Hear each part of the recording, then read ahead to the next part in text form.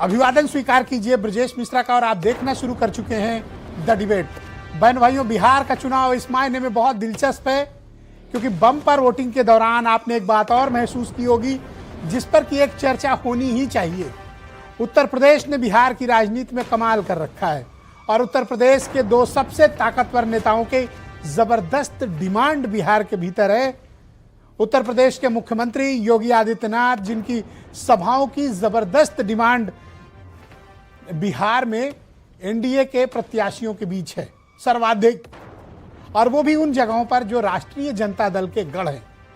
सिवान से लेकर चंपारण तक उत्तर प्रदेश के मुख्यमंत्री योगी आदित्यनाथ की बिहार के भीतर धूम मची हुई है और उनकी रैलियों में जबरदस्त रिस्पांस और भीड़ आ रही है। यह तो हुई बात चीफ मिनिस्टर योगी आदित्यनाथ की, लेकिन उत्तर प्रदेश के पूर्व मुख्यमंत्री और समाजवादी पार्टी के अध्यक्ष अखिलेश यादव भी जबरदस्त डिमांड में हैं।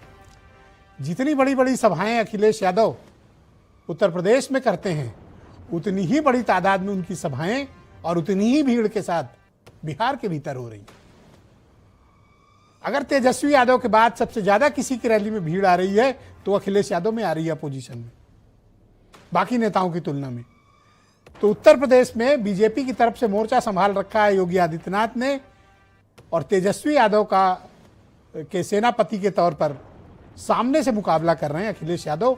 और इसमें कहने में कोई दो राय नहीं कि दोनों की रैलियों में जो भीड़ आ रही है वो स्वतः स्फूर्त भीड़ है, जो बताती है कि इस बार बिहार की राजनीति को उत्तर प्रदेश के ये जो ताकतवर नेताओं ने बहुत ठीक से रिडिफाइन किया है।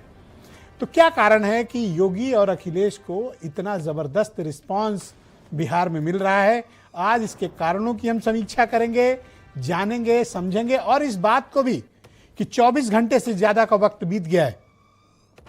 बिहार में हुए इस बम्पर मतदान, रिकॉर्ड तोड़ मतदान के पीछे का संदेश क्या है? बिहार ने क्या तय किया? आज चर्चा इसी विषय की। बहनों भाइयों, बिहार की राजनीति में योगी आदित्यनाथ और अखिलेश यादव का एक अलग ही जलवा है।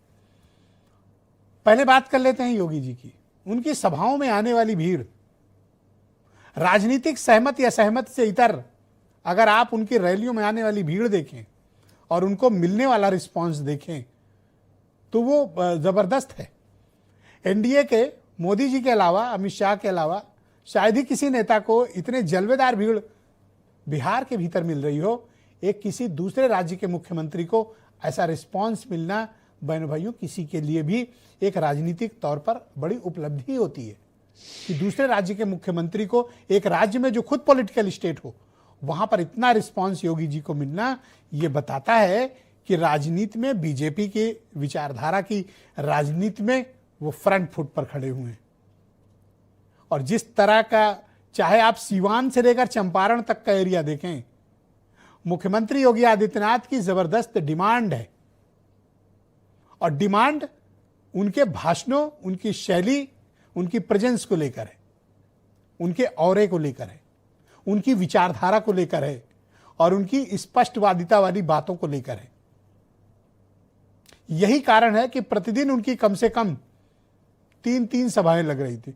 शुरुआत में तो कम सभाएं लग रही थी, बीच में गैप भी आ गया था, लेकिन जैसे ही बिहार में उनकी डिमांड बढ़ी, बीजेपी ने उनकी प्रतिदिन कम से कम 3-3 रैलियां लगा रखी। और वो टेलीविजन पे आप देखें या सोशल मीडिया पे दिखता है। यही हाल अखिलेश यादव का है। तेजस्वी यादव के जितनी भीड़ आकर्षित कर रहे होंगे, अखिलेश यादव में भी उससे कम भीड़ नहीं आ रही है।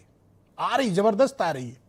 उनको सुनने, उनको देखने, उनकी भाषण करने की शैली। अखिलेश यादव ने अपने भाषण की शैली में इन दिनों बड़ा परिवर्तन किया है। आप पिछले चुनाव से देख रहे होंगे, 2024 से वो इंटरैक्टिव भाषण करते हैं।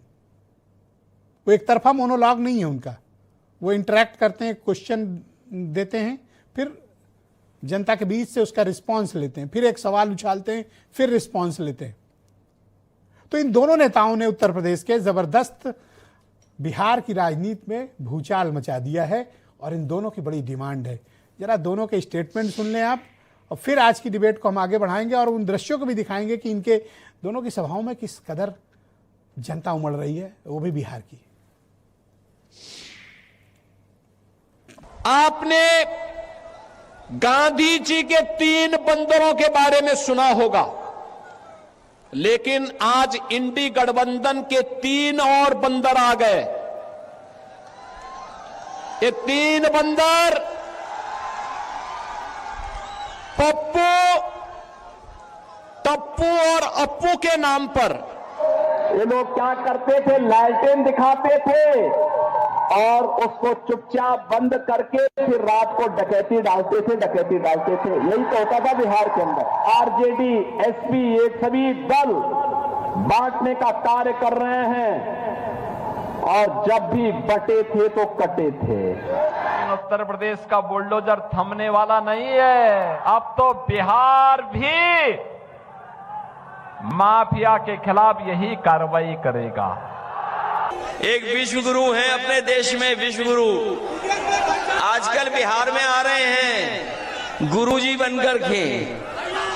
उन्होंने क्या कहा था कि डॉलर बढ़ रहा है, रुपया नीचे जा रहा है। बताओ आज डॉलर कहां पहुंच गया। कि बेरोजगारी का सवाल जब पूछा जाएगा तो बीजेपी के पास जवाब नहीं है। उससे ध्यान हटाने के लिए ये राष्ट्रपिता महात्मा गांधी जी के 3 बंदर याद आ रहे हैं। बीजेपी में गप्पू है, बोले हम चांद पे प्लॉट दिला देंगे, आपको 15 लाख अकाउंट में पहुंचा देंगे, कितने करोड़ नौकरी दे देंगे। तो बहनों भाइयों, आज की इस डिबेट को आगे बढ़ाएंगे। साथ में एक विषय और इसमें जोड़ते हैं कि बिहार कि में बम्पर वोटिंग से क्या तय हुआ है और बिहार की जनता क्या चाहती है। आलोक अवस्थी उत्तर प्रदेश में भारतीय जनता पार्टी के प्रवक्ता हैं। दिल्ली से हमारे साथ संजीव कौशिक जुड़ेंगे, बहुत ही जाने माने पॉलिटिकल एनालिस्ट हैं।